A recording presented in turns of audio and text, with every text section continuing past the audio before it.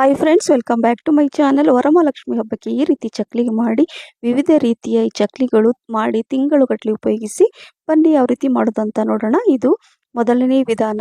ಇದರಲ್ಲಿ 1 ಕಪ್ ಅಷ್ಟು ನಾನು ಪುಟಾಣಿ ಹಾಕೊಂಡು ಫೈನಾಗಿ ಪೌಡರ್ ಮಾಡಿಕೊಂಡು 3 ಕಪ್ ಅಷ್ಟು ಅಕ್ಕಿ ಹಿಟ್ಟನ್ನು ಕೂಡ ಹಾಕೊಂಡಿದ್ದೀನಿ. ನಂತರ ರುಬ್ಬಿರುವಂತಹ ಪುಟಾಣಿ ಪುಡಿನ ಹಾಕೊಂಡು ನಂತರ 1 ಟೀ ಸ್ಪೂನ್ ಅಷ್ಟು ಜೀರಿಗೆ, ಅಜ್ವಾಯಿನ್, ಹಾಗೆ ರುಚಿಗೆ ತಕ್ಕಷ್ಟು ಉಪ್ಪು, ಸ್ವಲ್ಪ ಅರಿಶಿಣ, 1 ಟೀ ಸ್ಪೂನ್ ಅಷ್ಟು ಅಚ್ಚ ಖಾರದ ಪುಡಿ, ಸ್ವಲ್ಪ ಇಂಗ್, ನಂತರ ಇದನ್ನೆಲ್ಲ ಹಾಕೊಂಡು ಮಿಕ್ಸ್ ಮಾಡಿ ಸ್ವಲ್ಪ ನೀರು ಕೂಡ ಹಾಕೊಂಡು ಕಾಯಿಸಿರುವಂತಹ ಈ ಬಿಸಿ ಎಣ್ಣೆ ಹಾಕೊಂಡು 1 ಪಿಂಚಷ್ಟು ಅಡಿಗೆ ಸೋಡಾ ಹಾಕೊಂಡು ಗಟ್ಟಿ ಅದಕ್ಕೆ ಈ ರೀತಿಯಾಗಿ ಕಲಿಸ್ಕೋಬೇಕು.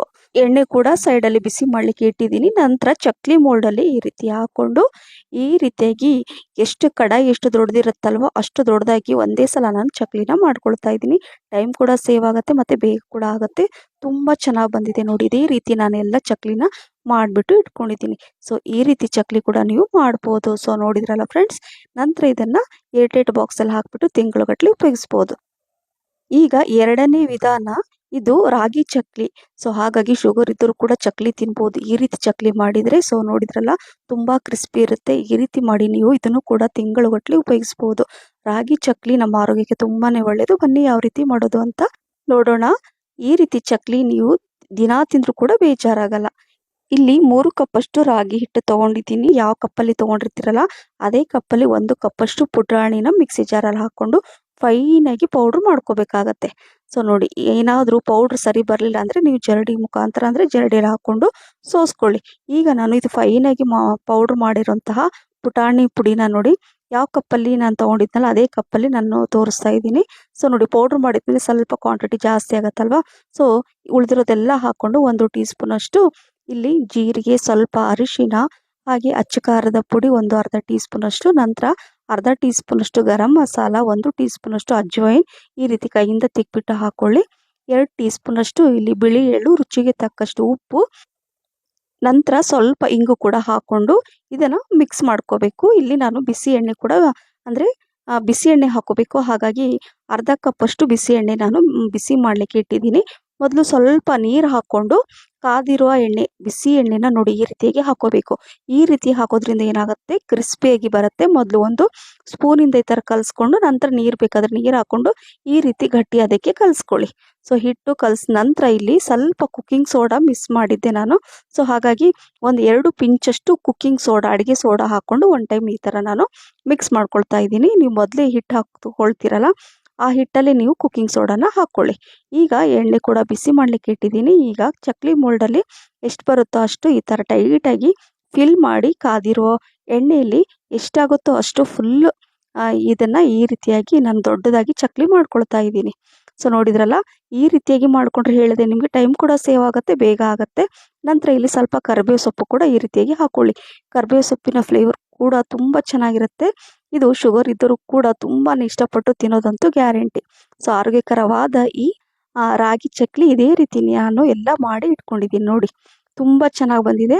ಸೊ ಈ ರಾಗಿ ಚಕ್ಲಿ ಅಂತೂ ಎಲ್ಲರ ಫೇವ್ರೆಟ್ ಆಗೋದಂತೂ 100%.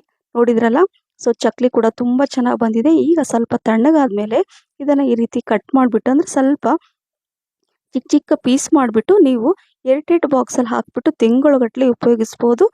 ಟೀ ಕಾಫಿ ಜೊತೆ ಕೂಡ ಇದು ಪರ್ಫೆಕ್ಟ್ ಆಗುತ್ತೆ. ಮತ್ತು ಏನಂದರೆ, ಯಾರಾದರೂ ಮನೆಗೆ ಗೆಸ್ಟ್ ಬಂದರೂ ಕೂಡ ಇದನ್ನು ನೀವು ಕೊಡ್ಬೋದು. ಡಿಫ್ರೆಂಟಾಗಿ ಒಂಥರ ಯೂನಿಕ್ ಚಕ್ಲಿ ರೆಸಿಪಿ ಅಂತ ಹೇಳ್ಬೋದು. ಸೊ ಈ ರಾಗಿ ಚಕ್ಲಿ ಕೂಡ ರೆಡಿ ಆಯಿತು. ಇದನ್ನು ಈ ರೀತಿ ಏರ್ಟೈಟ್ ಬಾಕ್ಸಲ್ಲಿ ಹಾಕಿ ನಾನು ಇಟ್ಬಿಡ್ತೀನಿ. ತುಂಬ ಚೆನ್ನಾಗಿರುತ್ತೆ ಫ್ರೆಂಡ್ಸ್, ಮಿಸ್ ಮಾಡಿದೆ. ನೀವು ಕೂಡ ಇದನ್ನು ಮಾಡಿ ವರಮಹಾಲಕ್ಷ್ಮಿ ಹಬ್ಬಕ್ಕೆ ಒಂದೇ ರೀತಿ ಚಕ್ಲಿ ಮಾಡೋದಕ್ಕಿಂತ ಡಿಫ್ರೆಂಟಾಗಿ ವೆರೈಟಿ ಚಕ್ಲಿ ಮಾಡಿದರೆ ಎಷ್ಟು ಚೆನ್ನಾಗಿರುತ್ತಲ್ವ. ಸೊ ನೋಡಿದ್ರಲ್ಲ, ಈ ಚಕ್ಲಿ ಕೂಡ ರೆಡಿ ಆಯಿತು.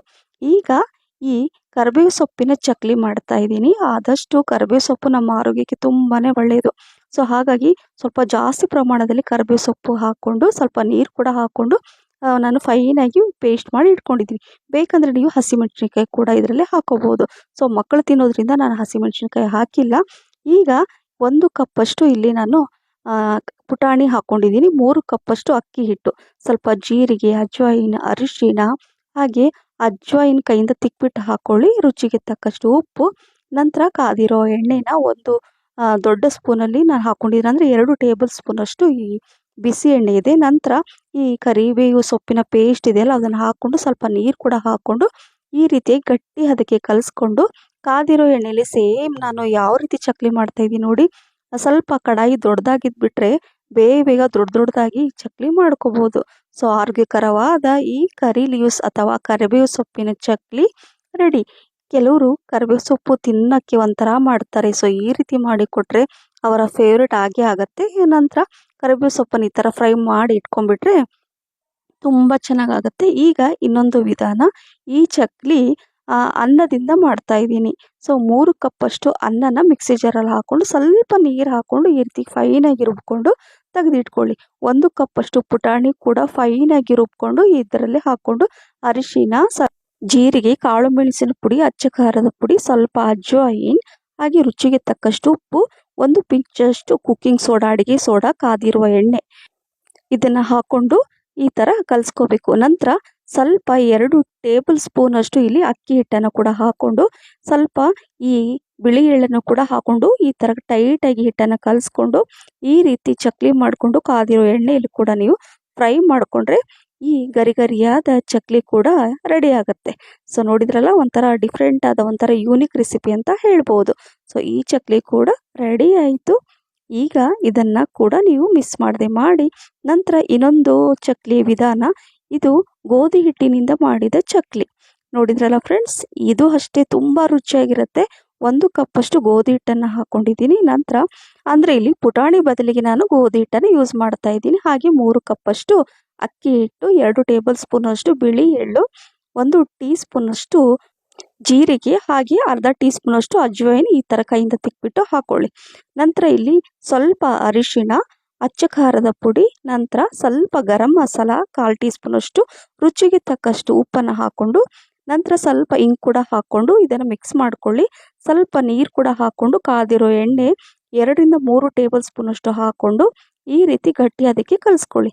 ಇಲ್ಲಿ ನಾನು ಕುಕ್ಕಿಂಗ್ ಸೋಡಾ ಮಿಸ್ ಮಾಡಿದ್ದೆ.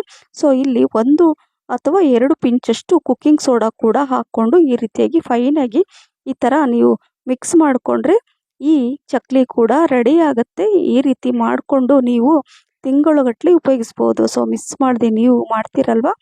ಈ ಎಲ್ಲ ಚಕ್ಲಿ ರೆಸಿಪಿಗಳು ಇಷ್ಟ ಆಗಿದ್ರೆ ಲೈಕ್, ಶೇರ್, ಕಮೆಂಟ್ಸ್ ಮತ್ತು ಸಬ್ಸ್ಕ್ರೈಬ್ ಮಾಡಿ. ನನ್ನ ಫೇಸ್ಬುಕ್ ಪೇಜ್ ಫಾಲೋ ಮಾಡಿ. Thank you for watching. Bye.